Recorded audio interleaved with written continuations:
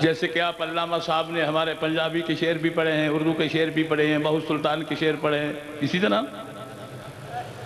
تو آپ پہلے بات کر رہے تھے کہ میں جب یہاں آیا ہوں تو مجھے پتہ چلا ہے کہ یہ عظیم الشان جلسہ خلفائے راشدین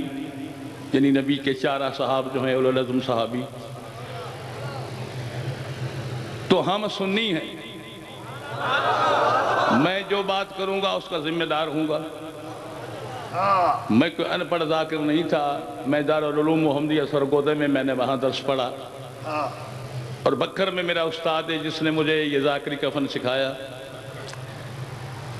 اور میں یہ مجھ پر سوال کیا گیا ہے ابھی ہوٹل میں کہ آپ کیوں سنی ہوئے؟ تو بات یہ ہے کہ ہم نے بڑی ریسرچ کی، مطالعہ کیا کہ اس پوری کائنات